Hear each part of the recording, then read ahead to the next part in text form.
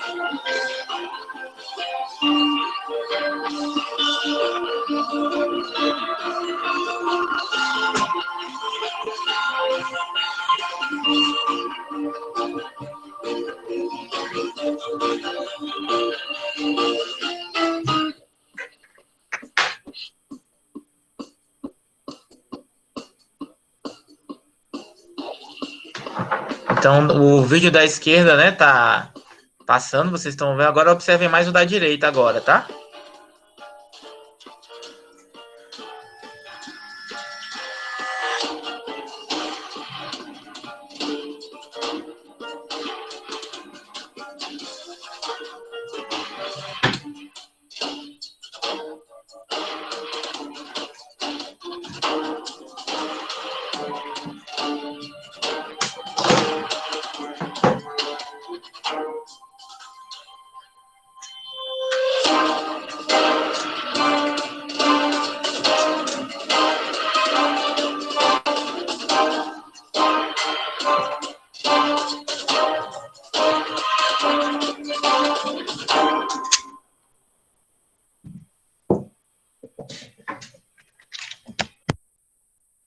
Bom, então vamos lá, né? O fenômeno que vocês observaram na esquerda da chama do fósforo é uma reação de combustão, né? E o fenômeno da direita que vocês observaram, né, é um fenômeno de derretimento de pedras de gelo, tá?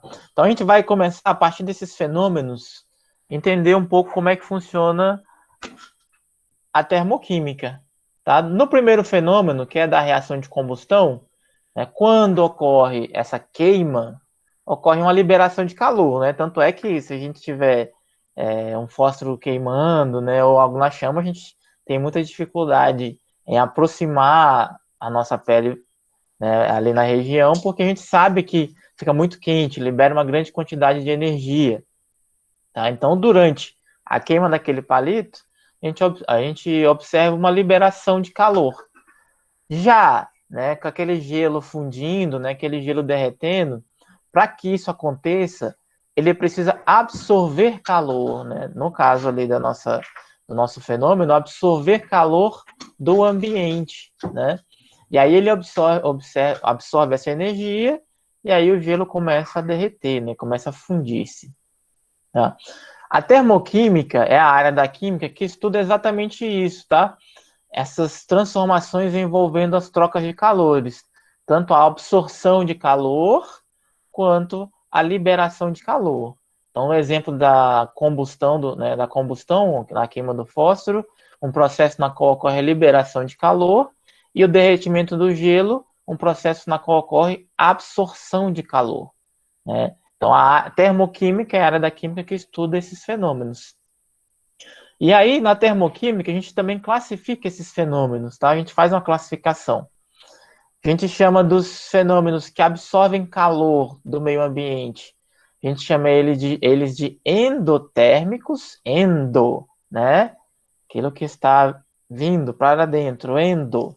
Então, absorvendo calor, tá? Fenômenos que absorvem calor, a gente chama eles de endotérmicos. E fenômenos que liberam calor, a gente chama eles de exotérmicos. Exo, né? Exo você lembra para fora, então a gente chama eles de exotérmicos. Então, né, a combustão do fósforo que a gente observou, né, ali a gente tem um fenômeno exotérmico, que ocorre uma liberação de calor. Já o derretimento do gelo é um fenômeno endotérmico que ocorre com absorção de calor, tá? Qualquer dúvida que vocês tenham, tá, pessoal? Vocês podem perguntar. Às vezes, se eu tô de olho no chat aqui também, tá? Às vezes, qualquer dúvida, se você quiser, posso dar uma pausa e tirar a dúvida de vocês, tá bom? O Pedro falou que tá copiando o slide. Além de compartilhar a gravação, também posso compartilhar o slide com vocês, tá? Não tem problema não. Então, olha só. Ainda dentro, né, dos objetos de estudo da termoquímica, falar para vocês que toda espécie química ela possui uma energia, tá bom? Toda espécie química ela possui uma energia.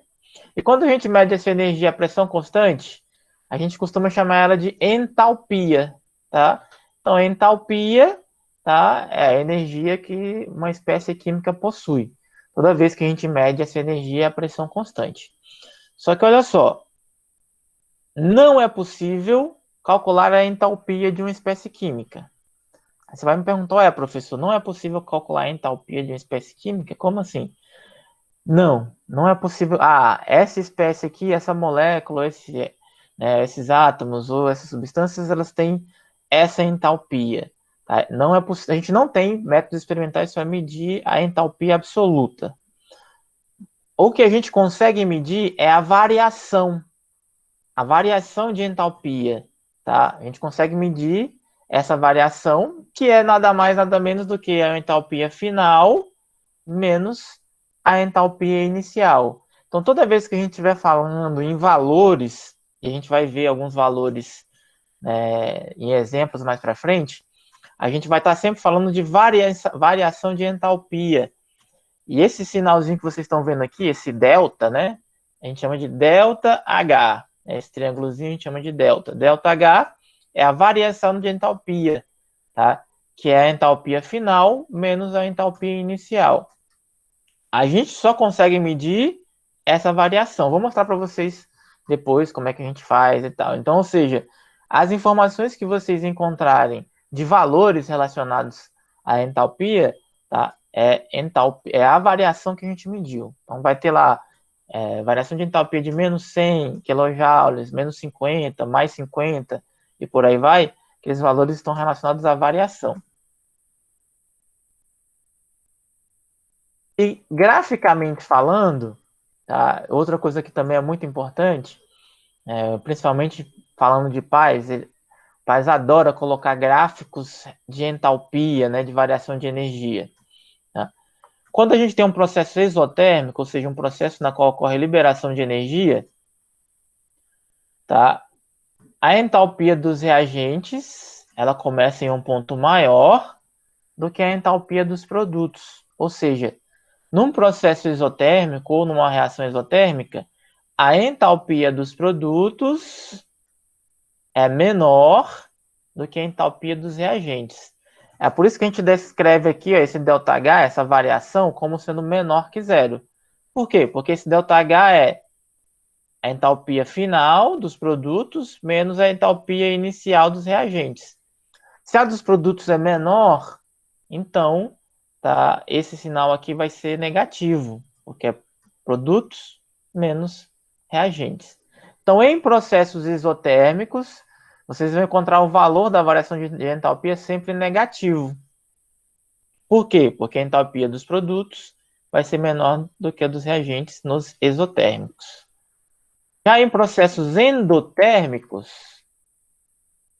é o contrário, tá? A variação de entalpia dos produtos, aliás, a entalpia dos produtos é maior do que a entalpia dos reagentes.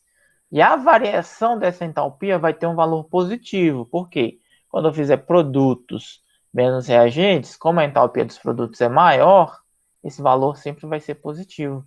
Então, quando vocês observarem ali variação de entalpia como mais 50, mais 10, mais 100, sempre valores positivos, tá?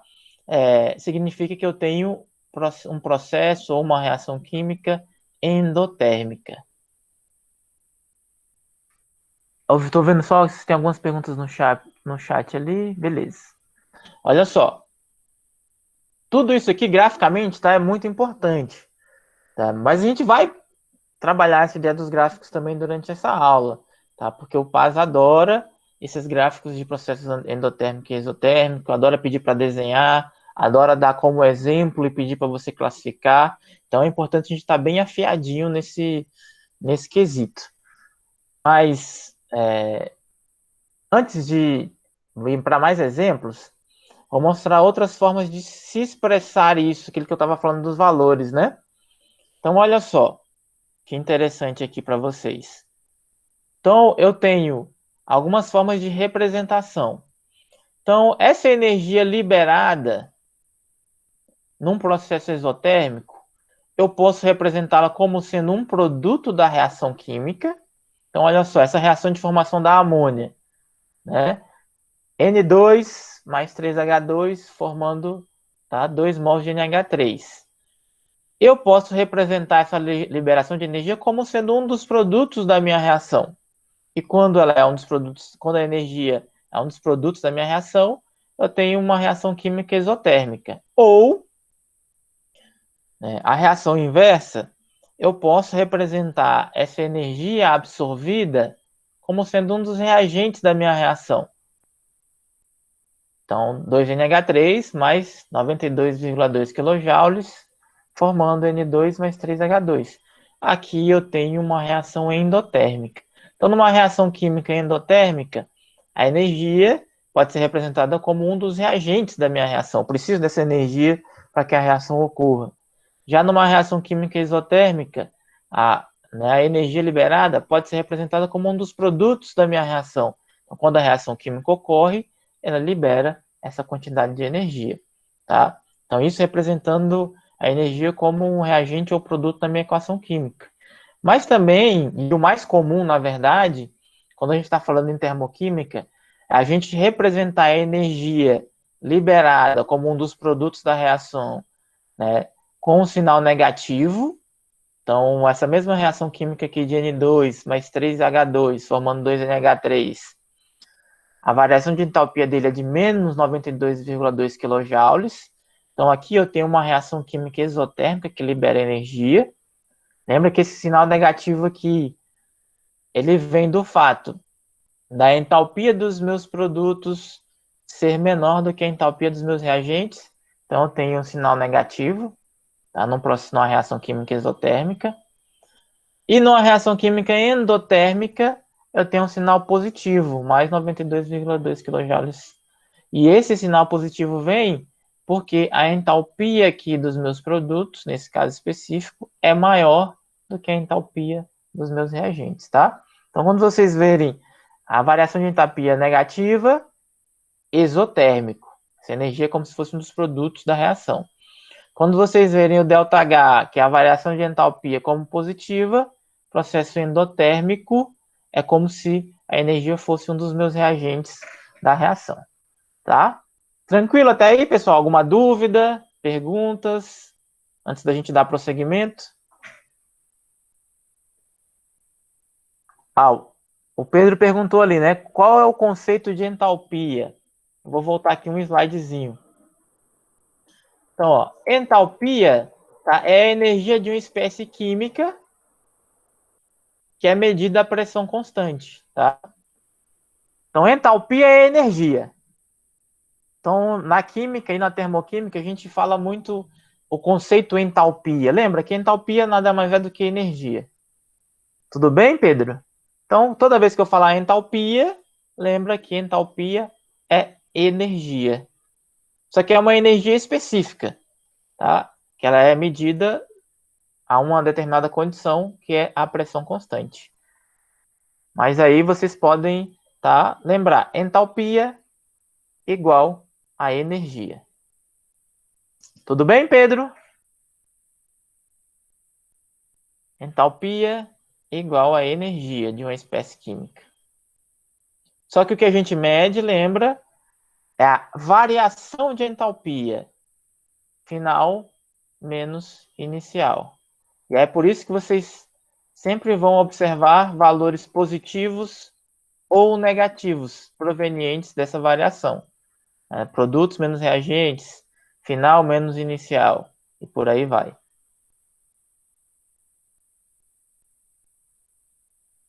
Gabriel caiu da reunião?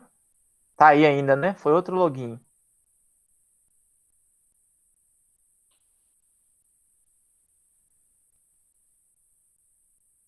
Olha só, a gente falou de conceitos, a gente falou, tá, de definições, dei alguns exemplos como gráfico, mas agora a gente vai começar a entender melhor esse fenômeno, tá?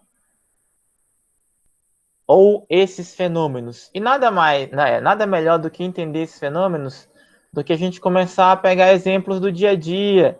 Tá? Então, essas questões que a gente vai resolver aqui, e aí eu gostaria muito que vocês participassem também, sugerindo respostas, é para a gente começar a entender quais processos são endotérmicos, quais processos são exotérmicos relacionados ao nosso dia a dia, tá bom?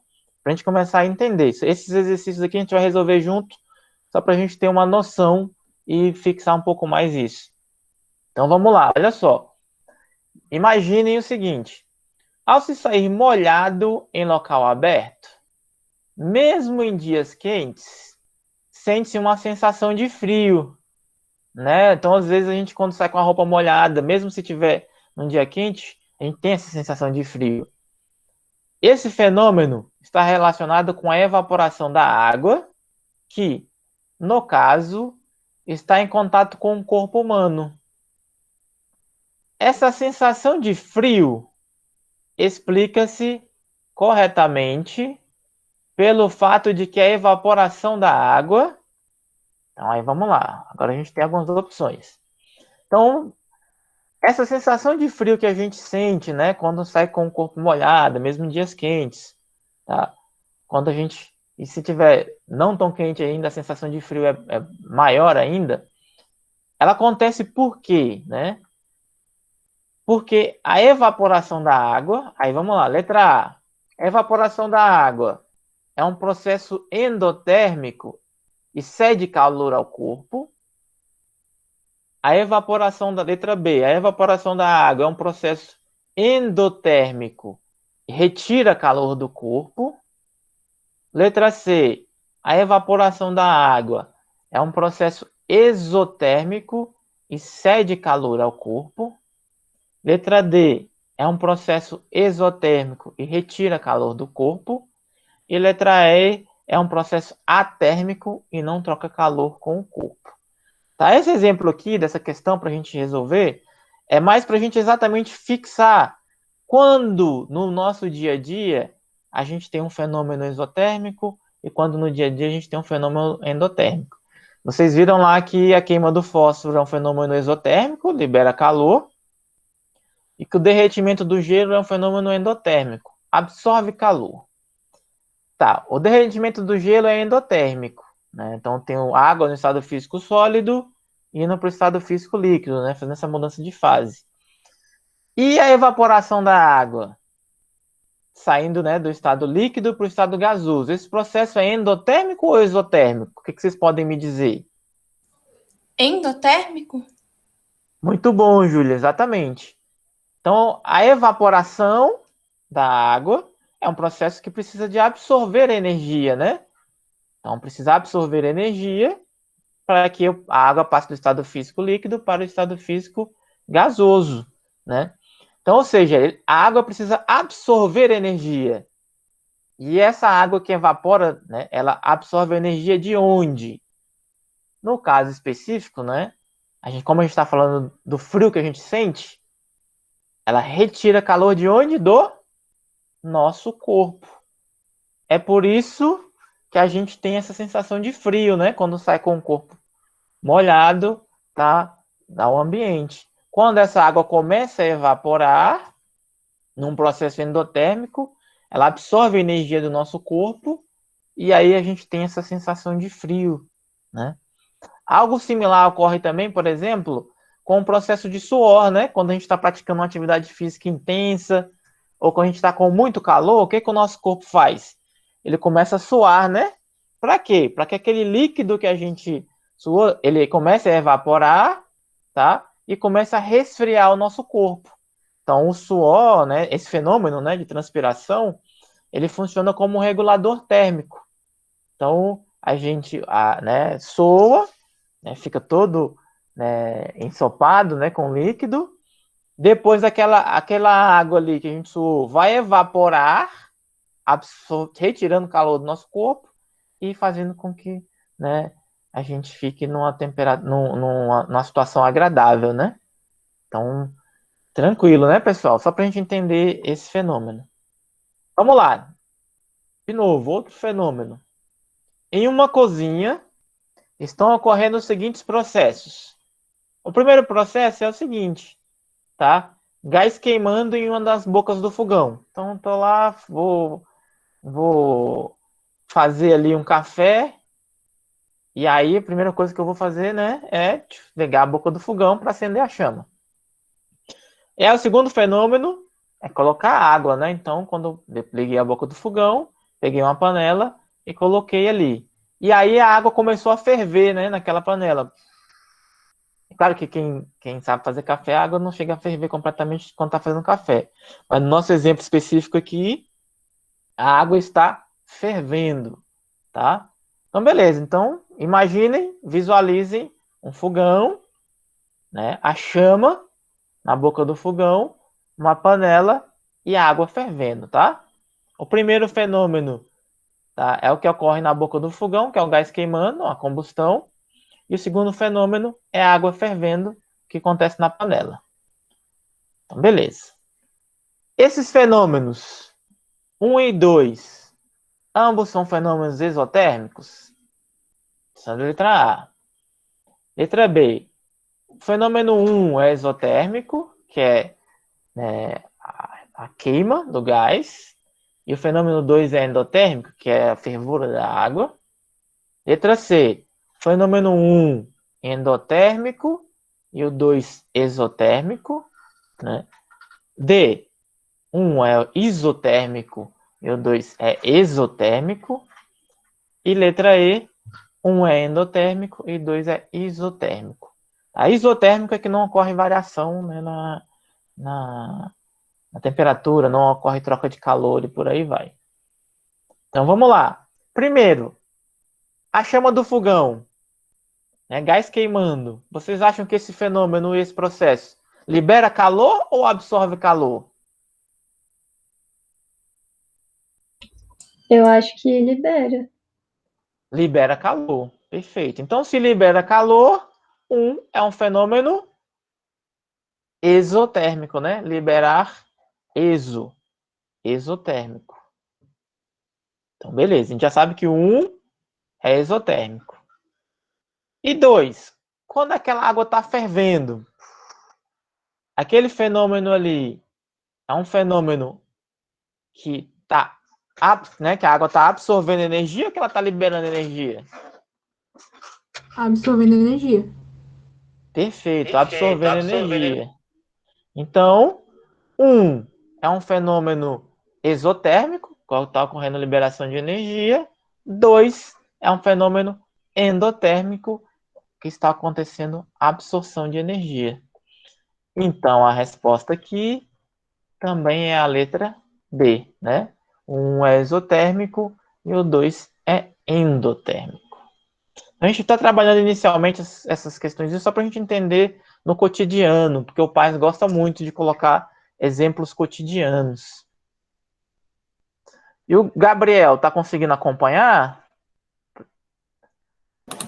Professor Gabriel, ele está sinalizando aqui no grupo para a gente que ele está com um problema aqui na internet dele. Eu não estou visualizando ele agora. Ele disse que está usando 4G e está travando muito. Tá, qualquer coisa, qualquer dúvida, se ele melhorar a conexão dele ou alguma coisa nesse sentido, ou ele pegar e tiver alguma dúvida, vocês podem me avisar, tá bom? Ok, obrigada.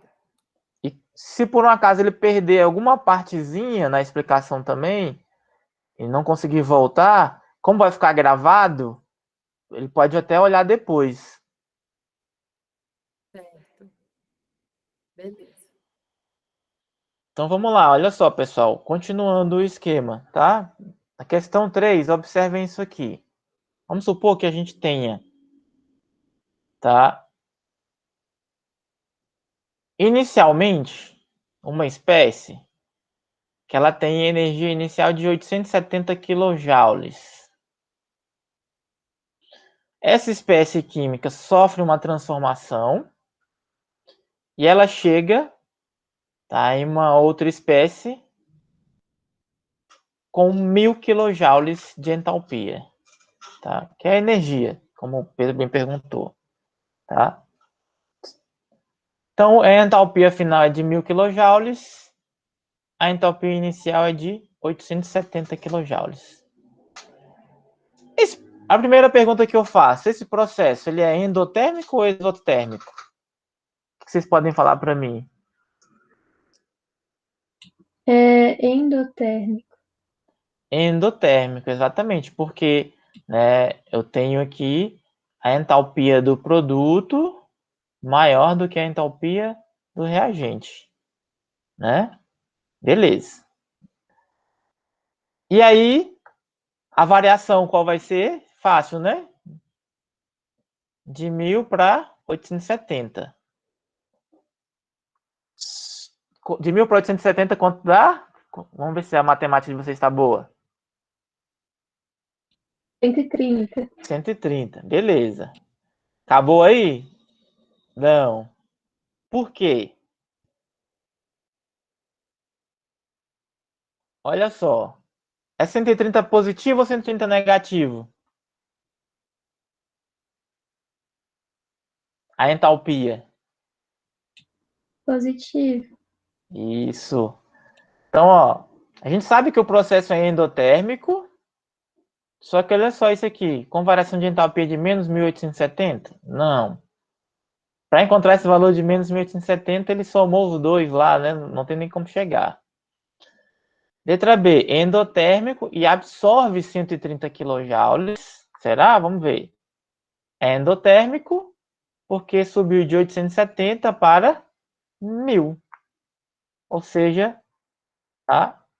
Absorveu 130 kJ. Coincidentemente, todos estão dando letra B, né? É só uma coincidência.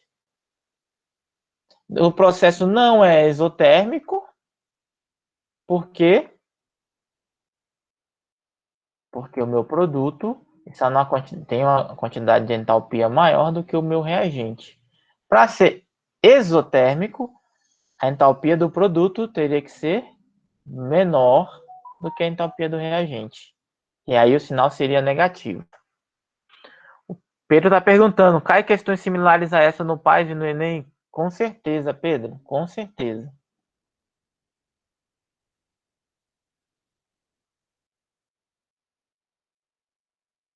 Essa questão 4 aqui, ela vai exigir talvez até um raciocínio um pouco maior, porque tem questões relacionadas ao dia a dia que às vezes a gente até nem tem que pesquisar para saber o que é, mas vamos lá. Em nosso cotidiano, ocorrem processos que podem ser endotérmicos ou exotérmicos.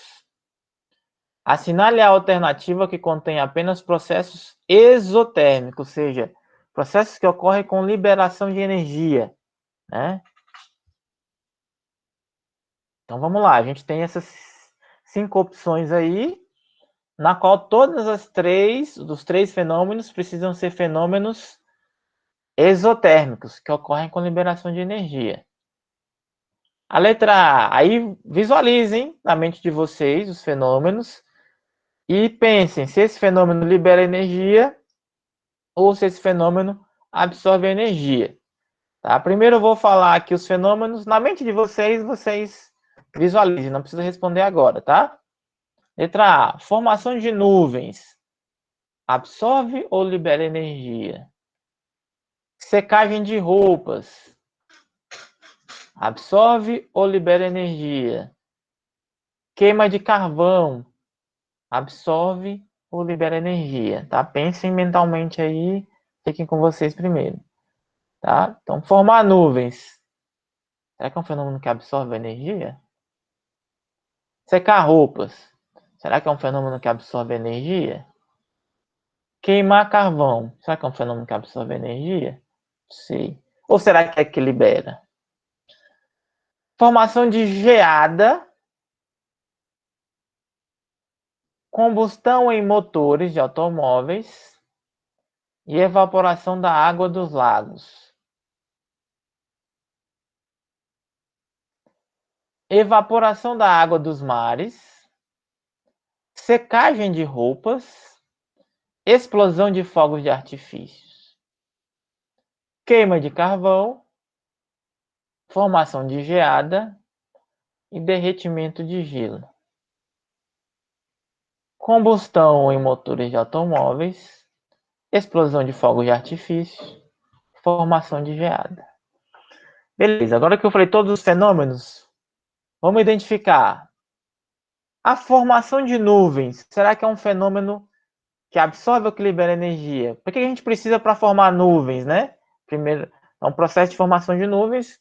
Primeiro a gente tem a água aqui no estado líquido, ela precisa evaporar, né? Ir para a atmosfera. Depois a gente observar essa formação de nuvens. Esse fenômeno, ele absorve energia ou ele libera? O que vocês acham? Absorve. Absorve. Secar a roupa. Secar, por exemplo, roupa molhada, bota no varal para secar. Absorve energia. Isso também é um fenômeno que absorve energia. Já a queima de carvão tá fácil, né? Quando a gente está queimando carvão, a gente está liberando energia, certo? Então, nossa resposta não pode ser a letra A, porque lembra que a gente tem que marcar todos aqueles que são exotérmicos. Vamos para a letra B. Formação de geada. Alguém aí sabe o que é geada?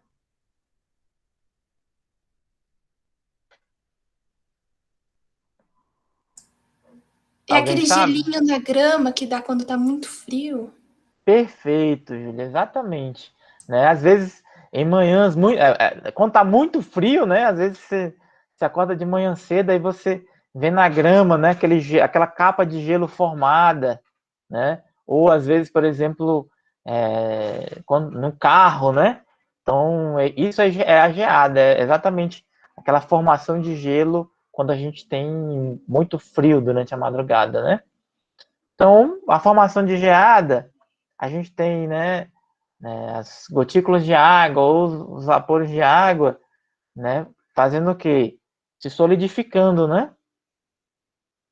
Então, eu tenho ou água no estado físico, o vapor passando para o líquido e depois do líquido para o sólido. Ou seja, como se eu estivesse formando... como se eu tivesse... Não, é uma formação de gelo, mas num momento específico a gente chama geada. Esse processo, vocês acham que ele absorve ou que ele libera energia? Eu acho que ele absorve. Um falou absorve, outro falou libera, né? Eu vou dizer que é um fenômeno que libera energia, tá? Então, vou pegar aqui, pegando a água como exemplo. Eu absorvo energia quando eu transformo o gelo em água líquida e a água líquida em vapor. Eu libero energia quando eu transformo o vapor d'água em água líquida e eu libero energia quando eu transformo a água líquida ou gotículas de água em gelo. Então, a formação de geada é um processo que libera energia, é um processo exotérmico. Combustão em motores de automóveis também tá? É um processo exotérmico, né? A gasolina, o álcool ou o diesel que está lá no motor, né? Essa reação de combustão ela libera uma grande quantidade de energia, justamente para que a gente poder transformar isso em energia cinética e movimentar o carro. Já a evaporação da água dos lagos, eu preciso que aquela água absorva energia para que ela evapore, né? Então, ou seja, na letra B eu tenho 2 processos exotérmicos e um endotérmico, não é a letra B. Na letra C, evaporação das águas dos mares, a gente já viu que absorve energia. Secagem de roupas absorve energia. E fogos de artifício, explosão de fogos de artifício. Vocês acham que libera energia ou que absorve? Eu acho que libera. Libera, exatamente, libera energia. Tá? Fogos de artifício, aquela explosão que a gente vê, né? Principalmente na virada de ano ou em datas comemorativas, né? São um fenômeno que libera energia. Só que os outros dois ali da C absorvem. A letra D, queima de carvão, libera energia. Formação de geada, libera energia. Já o derretimento do gelo absorve energia. Formação de geada e derretimento do gelo, tá, são fenômenos, né, opostos. Enquanto para derreter o gelo eu preciso absorver energia, para formar o gelo da geada eu preciso liberar energia. Tá? Então derreter gelo é endotérmico, formar geada exotérmico. E aí a gente veio para a letra E, combustão em motores de automóveis, exotérmico, explosão de fogos de artifício, exotérmico, e formação de geadas, também exotérmicos. Então, né, a letra E é aquela na qual todos os fenômenos liberam energias e são exotérmicos. Tá? Isso aqui é só para a gente trabalhar essas ideias de conceitos. Questão 5, a gente vai trabalhar só uma representação simples, tá? É bem tranquila. Quando um mol de etanol, C2H5OH, que é o álcool comum, o álcool de posto ou o álcool para desinfetar, ele passa do estado líquido para o estado gasoso, ocorre a absorção de 43,5 kJ de calor. Represente esse processo por meio de uma equação química acompanhada do respectivo valor. Essa aqui é só para a gente ter uma ideia que às vezes pode acontecer o seguinte. É a mesma substância, C2H5OH no meu lado esquerdo e C2H5OH do meu lado direito. O que mudou aqui foi o estado físico, de líquido para gasoso. Durante essa mudança de estado físico, tá, foi necessário absorver 43,5 kJ de energia. Aí, normalmente, a gente utiliza essa representação com o ΔH, ou, como essa aqui é endotérmica, eu poderia representar o 43,5 kJ como sendo um dos componentes do lado esquerdo aqui, tá? Porque esse fenômeno é um fenômeno que absorve energia. Então vamos lá, pessoal. Tá fácil demais, não tá? Até agora tá tranquilo, não tá? Ou não? Ah, professor, tá tranquilo. Tá Tá de... confuso. Porque os nomes são muito parecidos. Mas tá de boa. Pode continuar. Eu não entendi muito bem o exotérmico, mas o endotérmico eu entendi. O endotérmico que precisa de absorção, você entendeu, né? Sim. Então, no exo, o mais difícil de enxergar é principalmente... É engraçado, porque a combustão é fácil de identificar porque você vê uma chama, você consegue identificar a liberação de calor, né? Uma fogueira queimando, o fósforo queimando. Então, se você aproxima a sua mão, você identifica que está quente, ou seja, é fácil identificar. Mas os fenômenos de liquefação ou de solidificação também são exotérmicos, embora você, né, não tenha essa percepção rápida, né, de que você está perdendo calor. Mas é exatamente o que acontece. É porque demora tempo, né? A combustão é uma reação muito rápida. Então, aquele calor ali, né, ele sai num curto espaço de tempo. Já na solidificação, na formação de gelo, a gente não consegue perceber inicialmente porque, né, demora um tempo. O gelo não é, formação de gelo não é instantânea, né? Demora um tempo, então aquele calor vai se dissipando lentamente até que a água líquida se transforme em gelo. E os nomes, como a Isadora bem comentou, são bem parecidos, né? Exotérmicos e endotérmicos, é sempre bom tomar um cuidado. Aí, sempre gravem com vocês. Endo para dentro, absorvendo. Endo, né? Exo para fora, liberando. Né? Então, tá liberando, exo. Tá absorvendo, endo. Né? Tentem pegar essa... Porque realmente os nomes são muito parecidos e confundem muito. Então, grave. Endo. Professor, Pode falar, Isadora.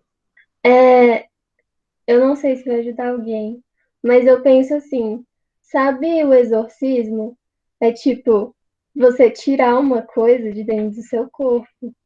Então, o exo também é tirar energia. Não sei, na minha cabeça Nossa, ótima faz sentido. analogia. Ótima analogia. Não, eu não ti... Nossa, ótima analogia, né? Quem gosta de filme de terror aí sabe, né? Quando faz o exorcismo, né? Vamos fazer um exorcismo, né? Quem adora filme de terror sabe que é basicamente retirar, né? Vai retirar ali que tá possuindo aquele corpo. Então lembra de exo, tá liberando para fora. Ótima analogia, Isadora, muito bom. Lembrem disso, né?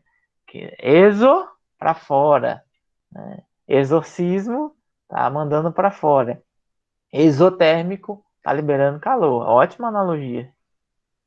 Acho que vocês não vão esquecer mais depois dessa, tenho certeza. Lembra de exorcismo. Exorcismo, exotérmico, exorcismo, exotérmico, para fora, liberando. Tá? Ótimo. Então, olha só, até agora a gente estudou conceitozinhos, né? Bem de boa e tal, estamos pegando. Só que agora, como eu falei que essa aula é voltada para o paz, a gente vai voltar e ver especificamente como é que isso cai no paz. E aí eu trouxe uma série de questões das provas do paz para a gente resolver aqui. E vocês vão ver que não são difíceis. Você já, né, pegando o conceito, vocês vão ver que são tranquilas. Às vezes, lá na hora de fazer a prova, a gente está nervoso, né? É um longo período de prova, a gente está cansado.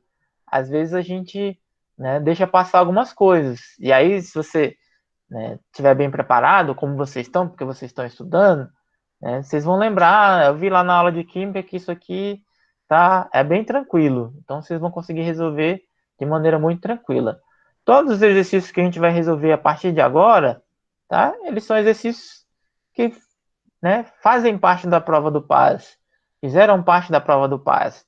E vocês vão ver que nenhum é um bicho de sete cabeças, tá? Vocês vão ver que é tudo muito tranquilo. Envolvem alguns cálculos, né, básicos. Os conceitos vocês vão ver que são simples. É tudo que a gente viu, tá? É claro que eventualmente um ou outro que o PAS gosta pode ter alguma pegadinha. Mas vamos lá, vamos começar aqui então. Essa aqui é uma questão do PAS. A energia proveniente de relâmpagos proporciona a formação do gás dióxido de nitrogênio, conhecido como NO2, tá? A partir dos gases oxigênio e nitrogênio. A variação de energia durante essa reação é representada no gráfico abaixo. Então, inicialmente, eu tenho os meus reagentes, oxigênio e nitrogênio, nessa quantidade de energia. Quando acontece o relâmpago, né? Vocês veem aí muito, principalmente período chuvoso, ocorre a formação, né? Aquela energia do relâmpago ela é suficiente para que oxigênio e nitrogênio se convertam em dióxido de nitrogênio, NO2. Então, toda vez que vocês verem um relâmpago aí né, é aquele período chuvoso, vocês vão ver que, né, vão lembrar, na verdade, né, não vão ver, vão lembrar que quando ocorreu aquilo, ocorreu a formação do dióxido de nitrogênio na atmosfera através dos gases hidrogênio e oxigênio. Então, essa aqui é a questão que o Paz colocou. Até agora ele não perguntou nada. Reagentes, produtos, tá? Reagentes no nível de energia menor do que o dos produtos. A primeira coisa que ele pede, olha só que simples. Escreva a reação química balanceada para a formação de 2 mols de NO2 e classifique essa reação como endotérmica ou exotérmica. Professor, como é que eu vou classificar essa reação como endotérmica ou exotérmica? Apenas olhando o gráfico que foi mostrado para a gente. Lembra que a gente falou que, dependendo se for endotérmica ou exotérmica, a quantidade de energia dos produtos é maior ou menor do que a dos reagentes? É exatamente esse conceito que a gente vai utilizar para responder essa questão. Primeiro, vamos escrever a equação. Olha só, essa questão é uma questão do tipo D, da prova do PAS, que vale muito ponto, né? Ela vale bem mais que as outras. E a equação que vocês vão montar é bem simples. Ele pede para montar essa equação, ó.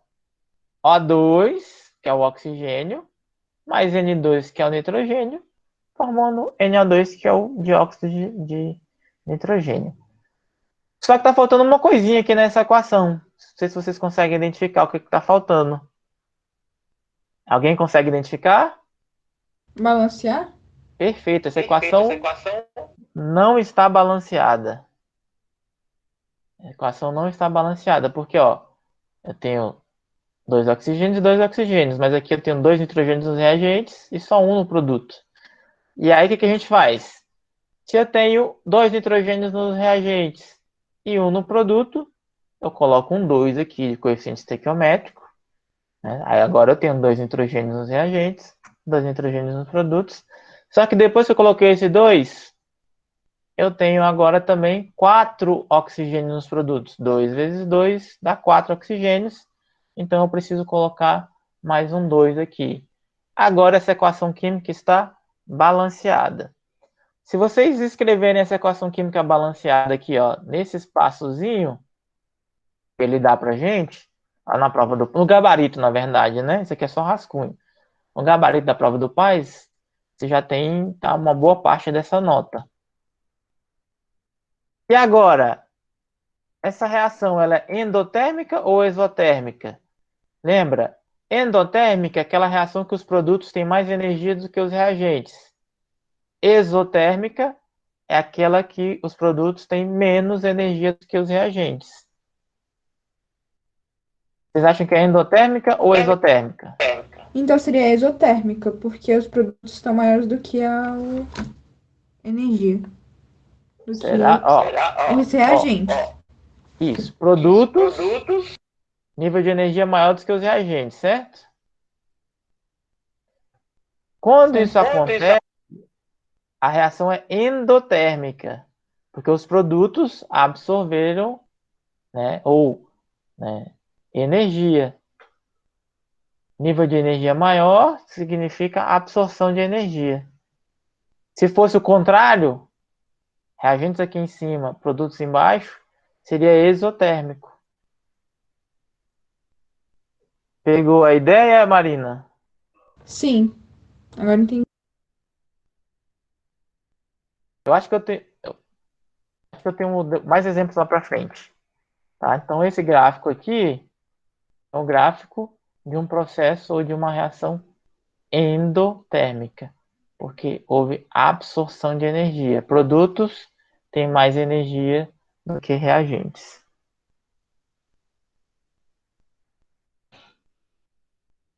E essa prova, essa questão que eu botei para vocês, pessoal, é uma das questões que mais vale no PAS, que é aquelas questões do tipo D, que vocês podem desenhar, escrever ou, né, fazer várias outras coisas, são questões abertas, que sempre tem na química, porque às vezes é para você desenhar uma equação, né, fazer uma equação química como essa, às vezes é para você representar um gráfico e por aí vai. Essa questão aqui também é do PAS, E é aquela clássica para julgar se é certo ou errado. Tá? Então, essa questão para a gente julgar se isso é certo ou se isso é errado.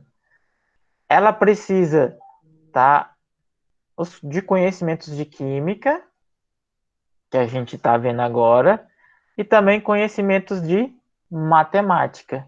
Nesse caso específico, a matemática vai ser fundamental para vocês resolverem esse exercício. Mais até do que os conhecimentos químicos, tá? Vocês vão ver que é bem simples. Vamos lá.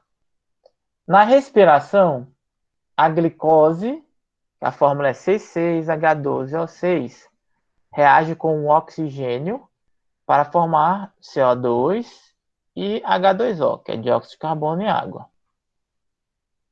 Na fermentação, a glicose é transformada em CO2 e etanol.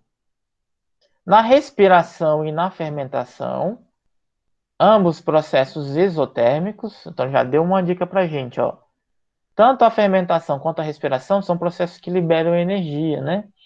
Então a respiração é fundamental para que a gente tenha energia, né, para que o nosso corpo exerça suas funções vitais. Tá.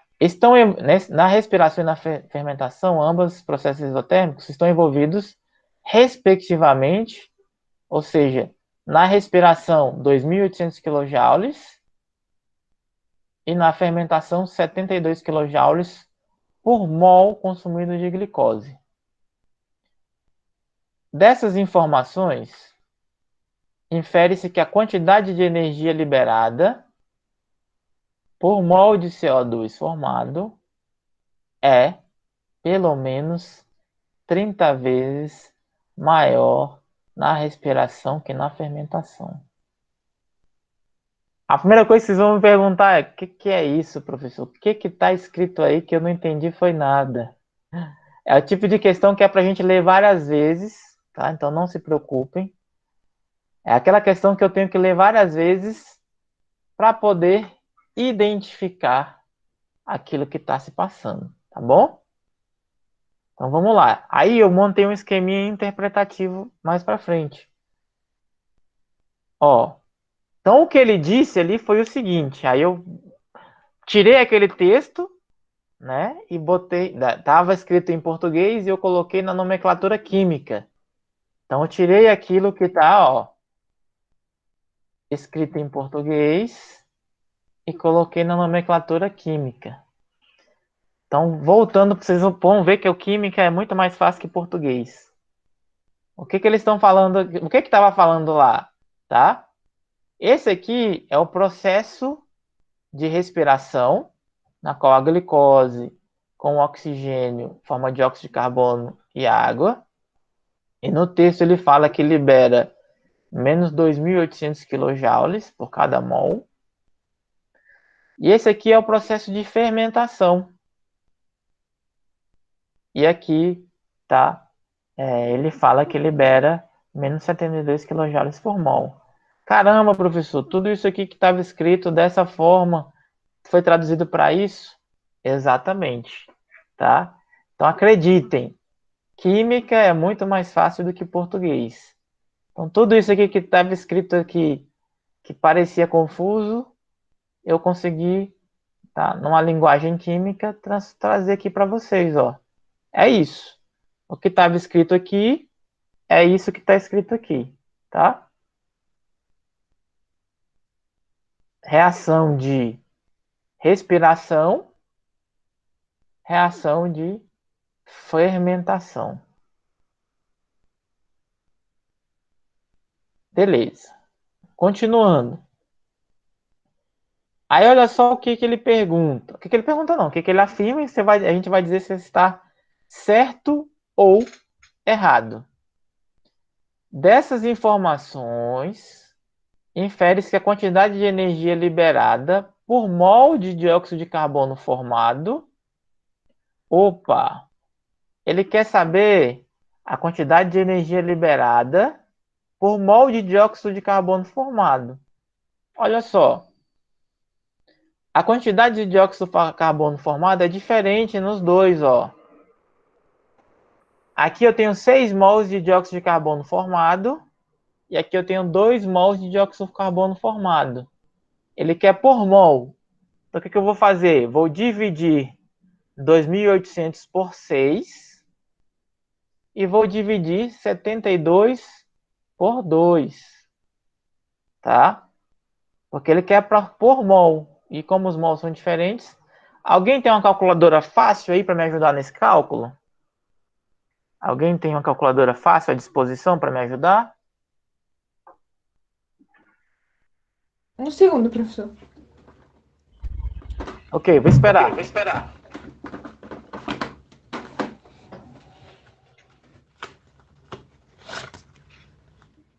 Pronto, pode falar.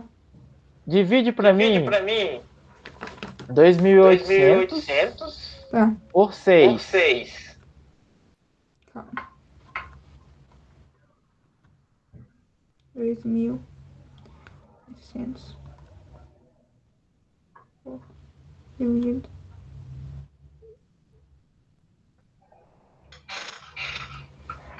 por 6 é igual a Quanto? 466,6.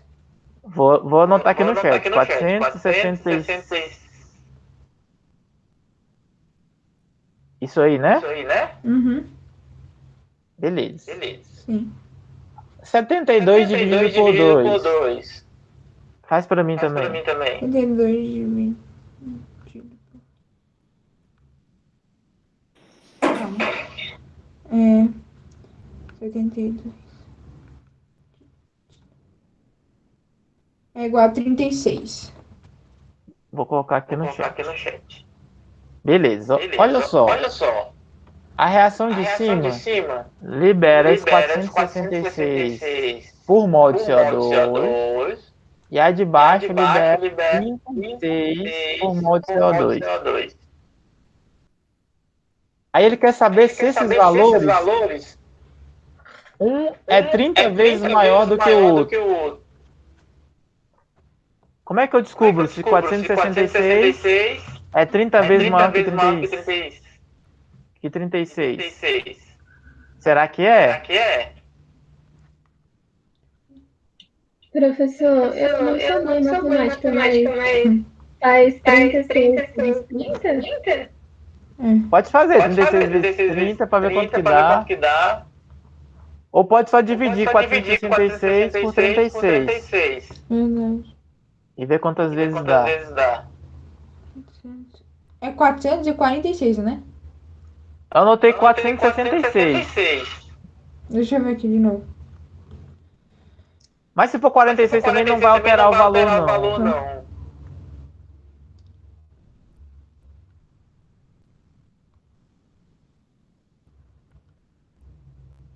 Pronto, 2.800.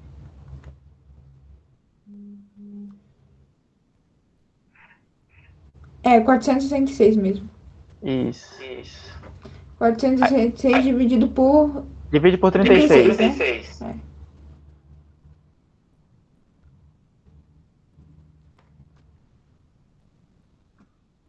É igual a 700 ou 77,6. Acho que você 466 dividido por 36. Deixa eu ver. Faz de novo.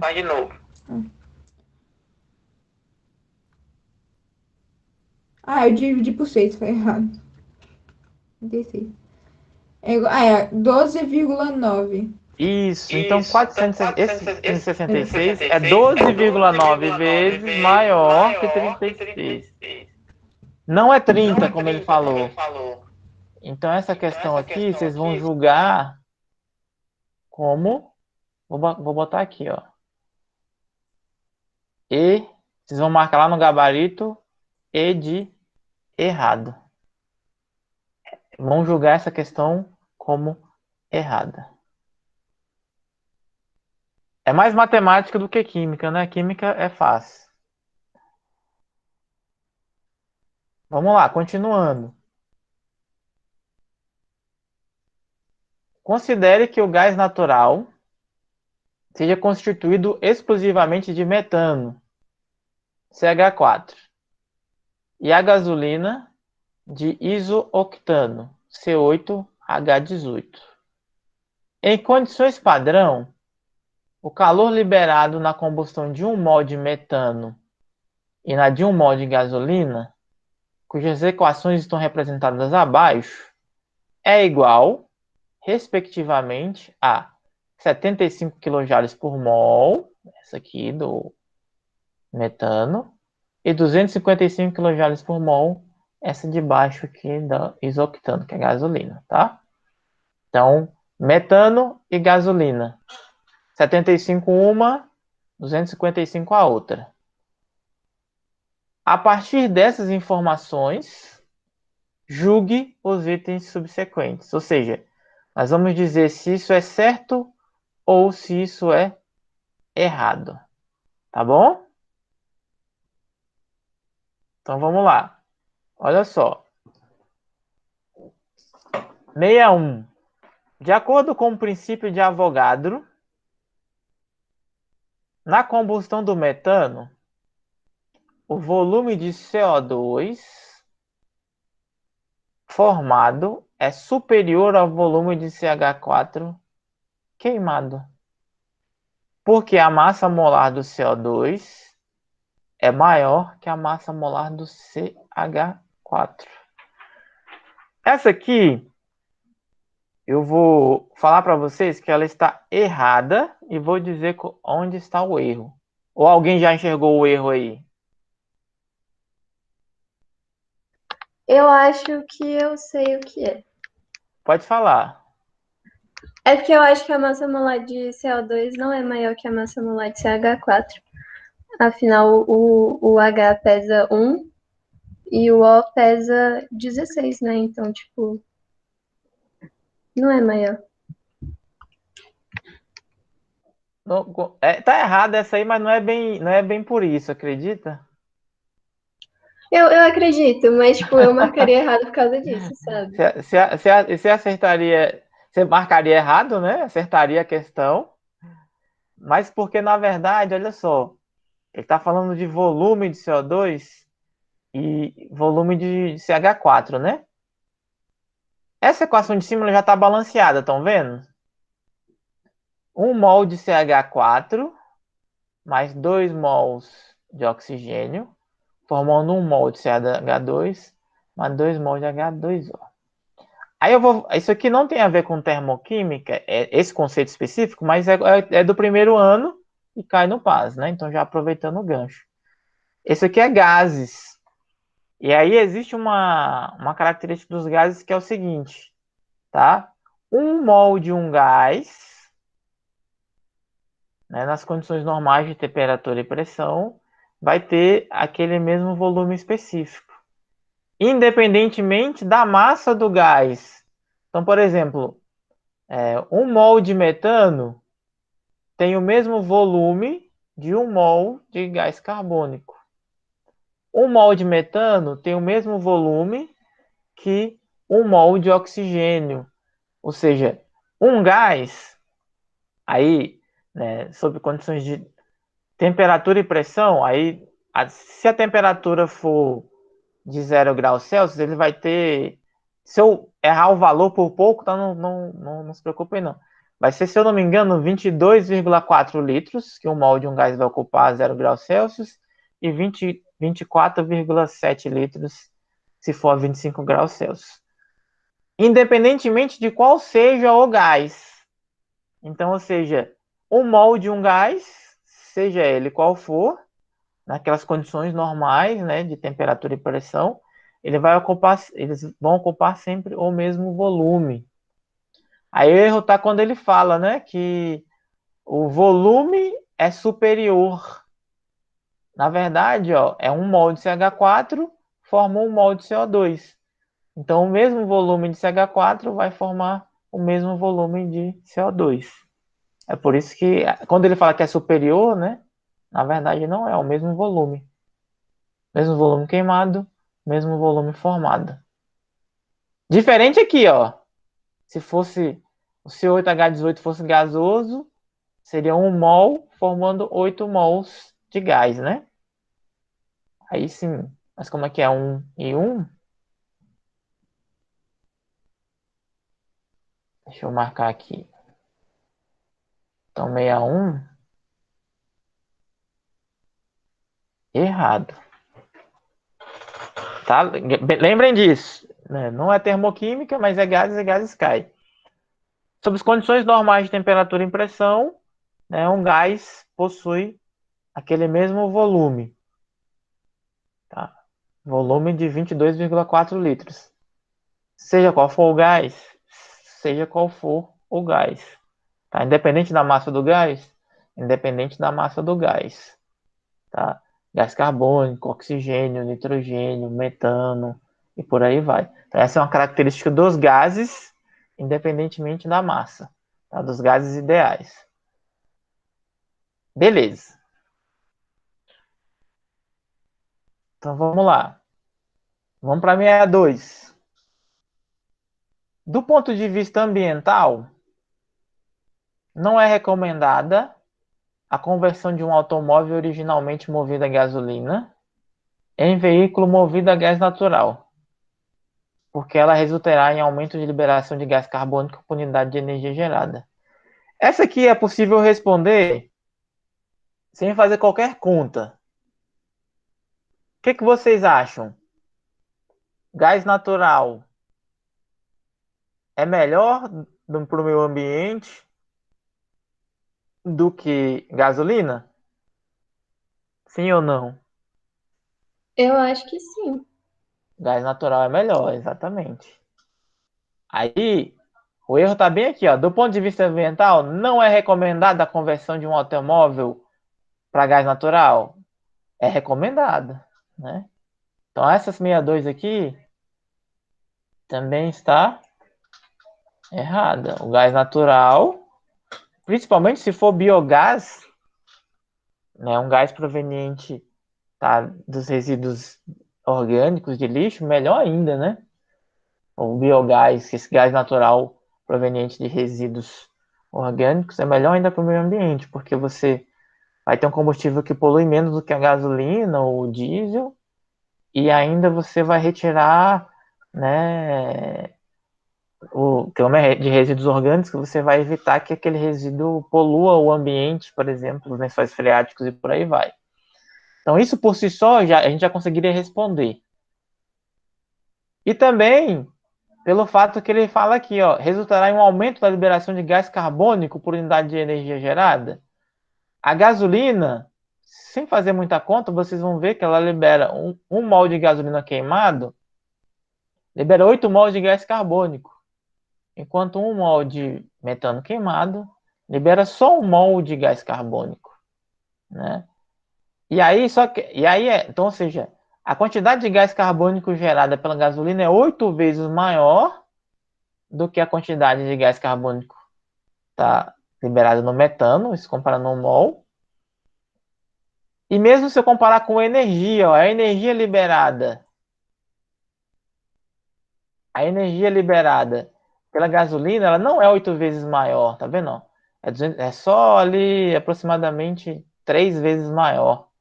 A gasolina libera 3 vezes mais energia do que o gás metano.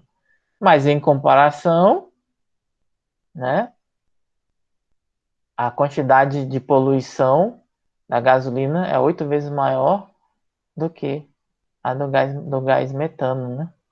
Então essa aqui também está, 62 também está errada. É recomendado sim a conversão de um automóvel. E não resultará num aumento de liberação de gás carbônico por unidade de energia gerada. Pelo contrário, ocorrerá numa diminuição. Dúvidas até aqui, pessoal?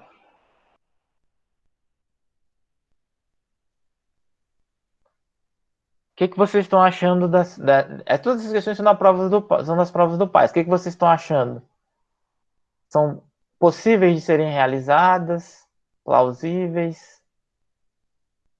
Difíceis? Fáceis? Mais ou menos? Professor, eu acho que as questões são, tipo, ok, mas tem que prestar atenção, porque qualquer coisinha você pode errar, então é só isso. Mas não são muito complexos. Isso, Isadora, é isso mesmo. E a sua xará, Isadora Batalha, também colocou lá que é tranquilo. É exatamente isso, ó. É tranquilo, só que tem que ficar muito atento em pequenas coisinhas que o Paz adora colocar nas questões, né? Conceitualmente, vocês têm todo o domínio do conteúdo. Só que às vezes no Paz, eles colocam algumas coisinhas bem pequenininhas para você escorregar, né? Como se fosse uma casquinha de banana ali para você escorregar. São essas coisas que a gente tem que ficar muito atento. Porque no nível de conteúdo, realmente é tranquilo. Vamos para mais essa aqui, não sei se a Isadora vai lembrar, ou a Marina, que ano passado a gente chegou até a resolver essa questão aqui numa aula para o Paz. Não sei se vocês vão lembrar. A Isadora Helt e a Marina, eu lembro que participaram. A Marina eu lembro, tenho certeza. A Isadora, eu não tenho certeza. Mas eu acho que vocês duas participaram. Que era uma questão que fala dos queijos. Mas se não lembram, a gente vai relembrar. Sim, sim, professor. Então vamos lá. Se não lembra, a gente vai relembrar. Ó, a identidade de cada tipo de queijo decorre da matéria-prima, do método de produção, das bactérias do leite e do ambiente. As bactérias láticas são o coração dos queijos artesanais. Elas promovem a fermentação da lactose, a produção de ácido lático e as substâncias que controlam a contaminação por outros organismos.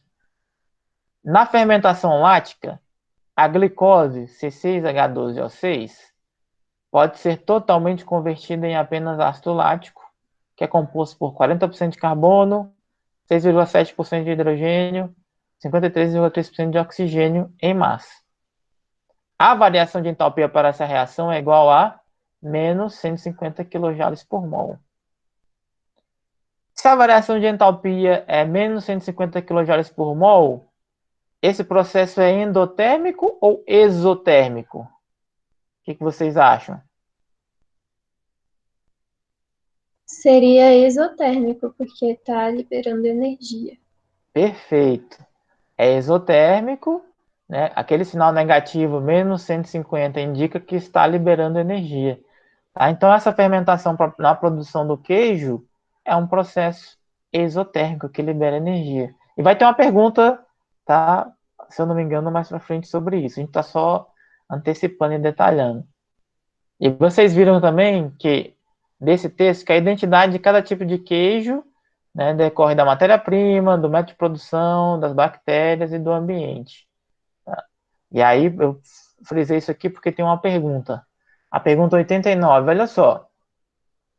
Infere-se do texto que a matéria-prima, o método de produção e as bactérias do leite e do ambiente interferem de forma idêntica na construção das propriedades dos queijos artesanais?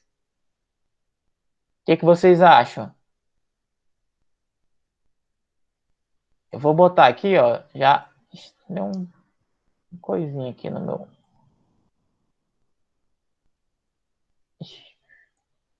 A canetinha tá dando uma espalhada. Então, olha só. A gente acabou de ver do texto ali que a identidade de cada, né, de cada tipo de queijo decorre de várias dessas coisas. Tá? Não dá para inferir do texto que eles interferem de forma idêntica, ou seja, para fazer um queijo, todos esses fatores, cada um tem suas contribuições, né? Por isso que a 89 é errada. A 90 eu vou pular porque é português, né? O emprego da vírgula, essa eu não vou saber, não tenho nem propriedade para responder para vocês. O emprego da vírgula no primeiro e no terceiro período do texto se justifica pela mesma regra. 91. O ácido lático tem a mesma fórmula mínima da glicose? O ácido lático é esse aqui, ó. C3H6O3. O que é a fórmula mínima? Tá? Ela mostra o número relativo de átomos de cada elemento de um composto. Por exemplo, a fórmula mínima da glicose é CH2O. Porque para cada carbono eu tenho 2 hidrogênios e 1 oxigênio. Olha o ácido lático.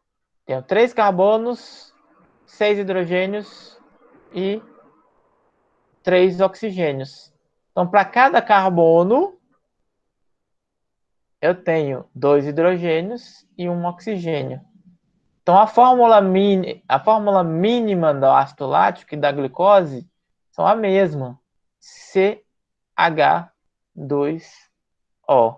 Tá? C6H12O6, C3H6O3. 3 carbonos, 6 hidrogênios, 3 oxigênios. Se eu dobrar, 6 carbonos, 12 hidrogênios, 6 oxigênios. Se eu dividir, 1 carbono, 2 hidrogênios, 1 oxigênio. 1 carbono, 2 hidrogênios e 1 oxigênio. Ou seja, tá? O ácido lático e a glicose, eles possuem a mesma fórmula mínima, que é de formação de carbono, hidrogênio e oxigênio, embora a fórmula molecular seja diferente. Tá? Então, a 91 é correta. Maria, minha canetinha tá dando uma falhada aqui, peraí.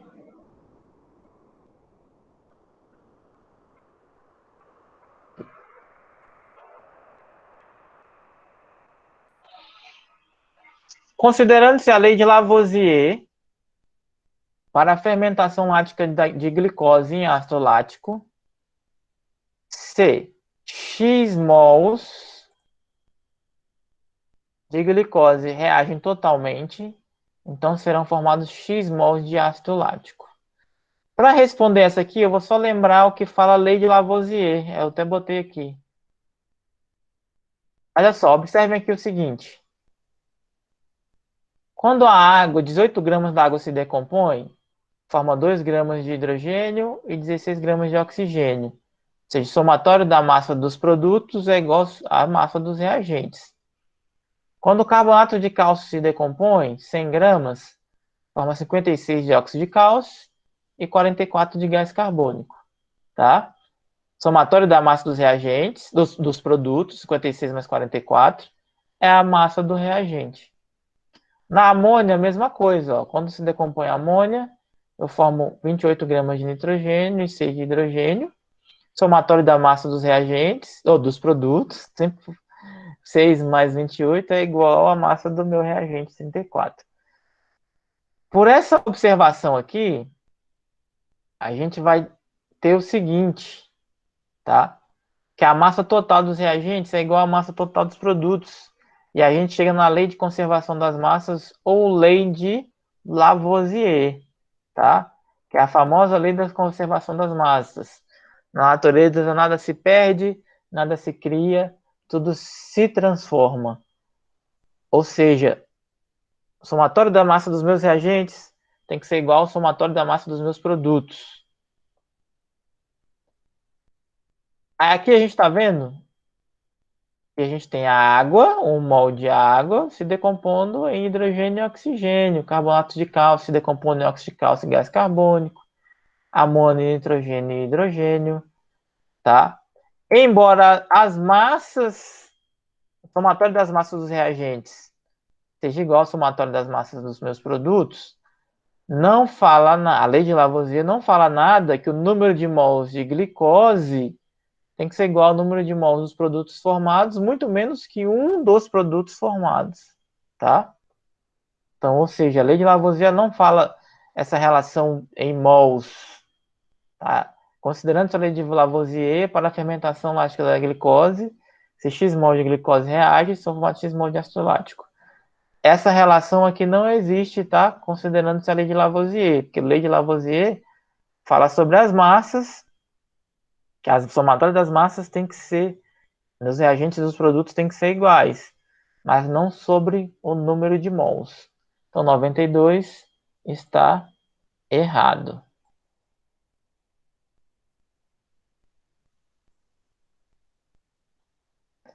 O gráfico a seguir representa corretamente a curva de variação de energia no curso da reação de transformação da glicose em ácido lático.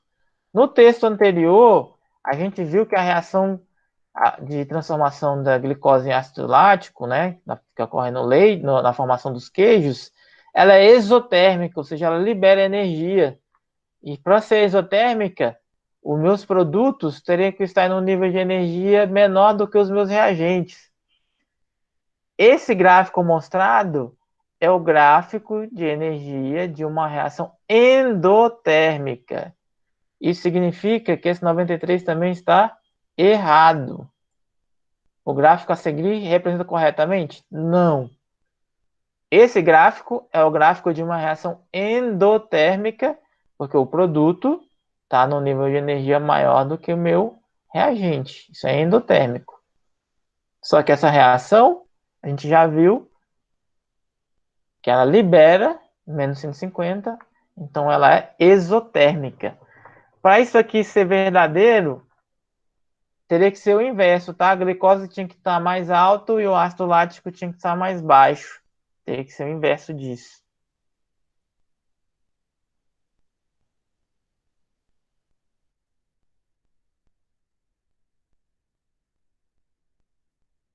Outra de termoquímica bem interessante. Considere a situação em que uma pessoa percorra de bicicleta uma distância em que seriam gastos de automóvel 3 litros de gasolina, constituída exclusivamente por isoctano, cuja fórmula molecular é C8H18 e a densidade é igual a 0,69 gramas por ml. Considere ainda que a combustão completa desse combustível seja representada pela equação química abaixo, em que A, B, C e D são os coeficientes estequiométricos das espécies envolvidas. Aí ele dá a equação química, ó, C8H18 mais O2, formando H2O, mais CO2, mais dióxido de carbono.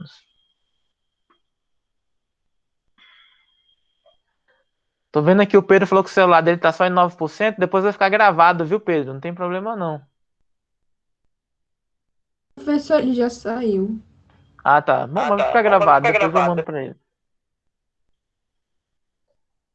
Então, vamos lá. A gente vai precisar depois balancear essas equações para saber quem é A, quem é B, quem é C e quem é D. Tá? Mas mais para frente ele já está balanceado. Com base nessas informações, julgue os itens subsequentes. Com a utilização da bicicleta, em vez do automóvel, e, portanto, sem queima da gasolina, deixa-se de emitir para a atmosfera mais de 5.000 gramas de gás carbônico. Olha só que pergunta interessante. Vamos verificar se isso é verdade?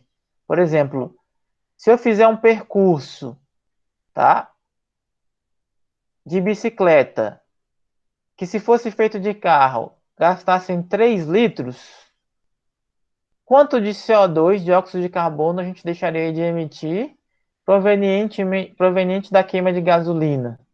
Eu preparei um esqueminha ali a seguir, tá? Então, aqui é a representação da queima da gasolina. C8H18 mais oxigênio, formando CO2 mais H2O, tá? Só para ganhar tempo, a gente precisa balancear essa equação, né? Eu vou colocá-la aqui já balanceada com os coeficientes estequiométricos inteiros possíveis.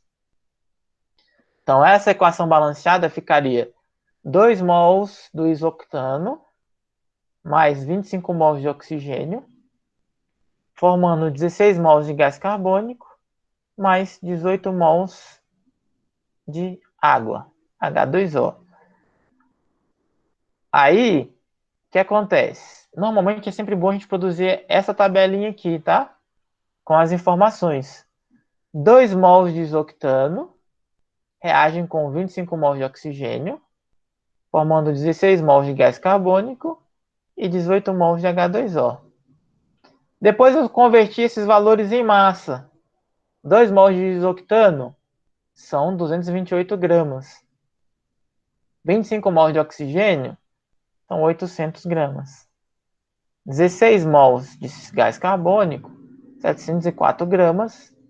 18 mols de água, 324 gramas.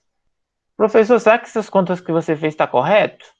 Para eu saber se essas contas estão corretas, basta eu somar a massa dos meus produtos, 704 mais 324, que se eu não me engano dá 1028, e verificar se esse valor é igual ao somatório da massa dos meus reagentes.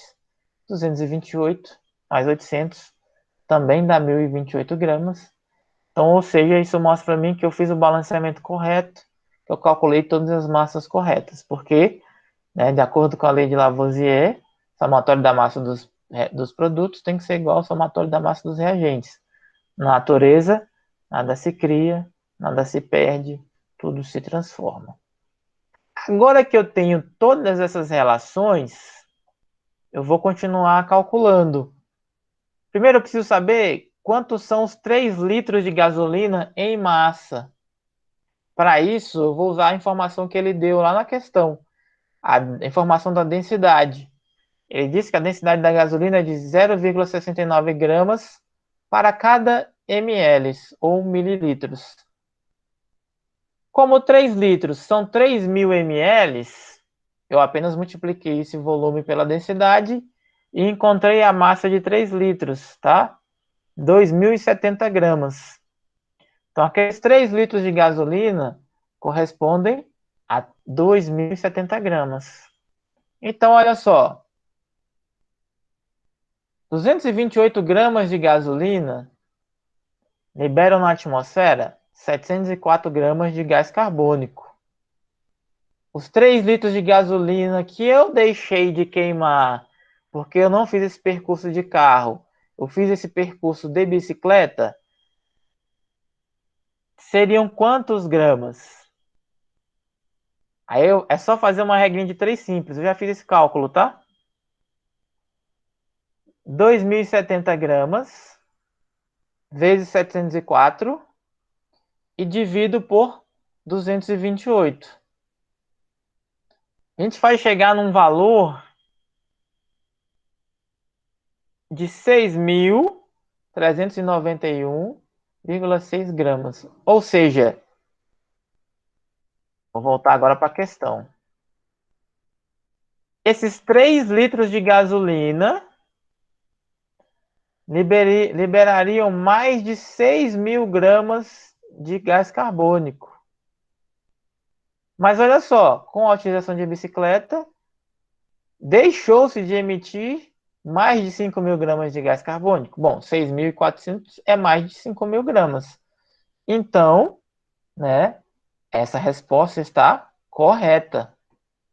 Deixei de emitir, sim. Resposta correta. Deixei de emitir mais de 5.000 gramas de gás carbônico.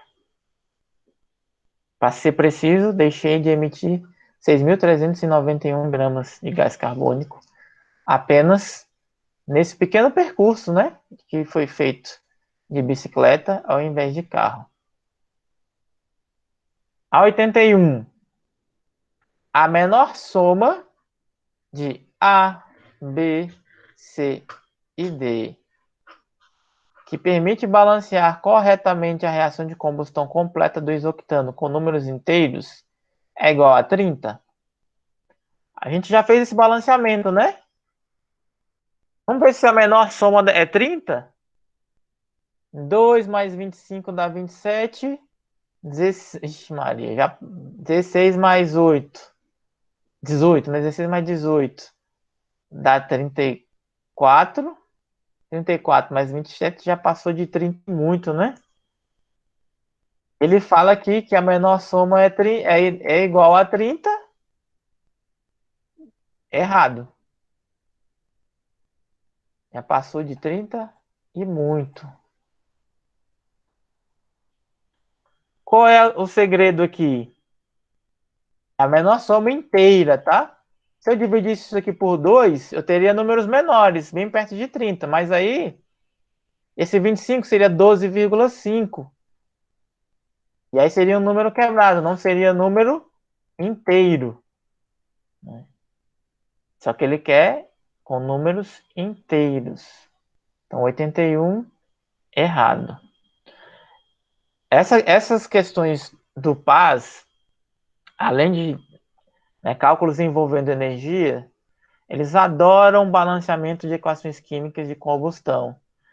Vocês vão observar que essas questões que eu retirei, elas são de anos diferentes, tá? Não são todos do mesmo ano do PAS. Então tem questões de 2019, de 2018, 17, 16, 15. E vocês vão ver que, invariavelmente, as questões seguem sempre o mesmo padrão, envolvendo cálculos de energia de termoquímica, balanceamento de equação de combustão. Isso não é à toa, tá? Porque esse tipo de questão faz com que vocês trabalhem muitos conceitos ao mesmo tempo. Conceitos de termoquímica, endotérmico, exotérmico, conceitos de cálculos básicos de matemática, conceitos de balanceamento químico de equação, e por aí vai, tá? Essas questões, elas não surgem à toa, tá? Elas permitem a vocês o maior número de conceitos possíveis, tá? Envolvem várias interrelações, tem a ver com o dia a dia. E é por isso que constantemente esse tipo de questão está sempre caindo no PAS. Mais dúvidas?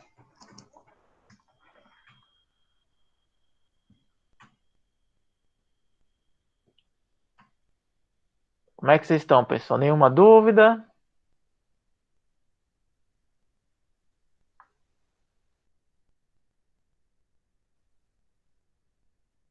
Eu tinha preparado mais questões para a gente resolver aqui, pessoal.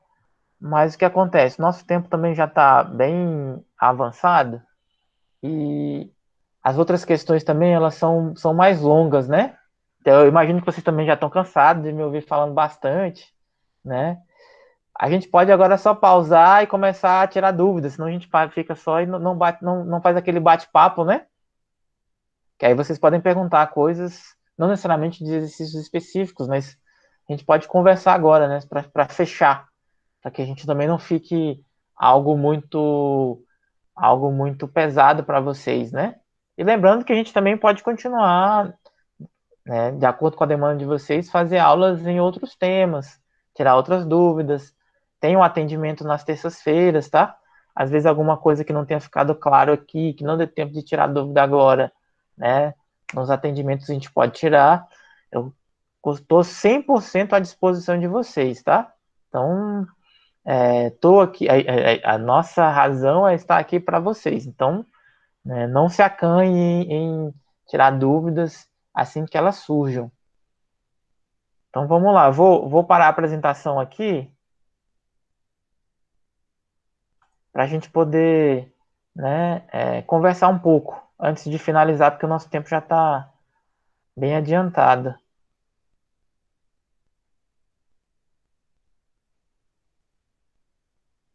Eu vou parar a gravação também, porque aí senão a gravação também fica muito pesada na hora de subir, tá bom?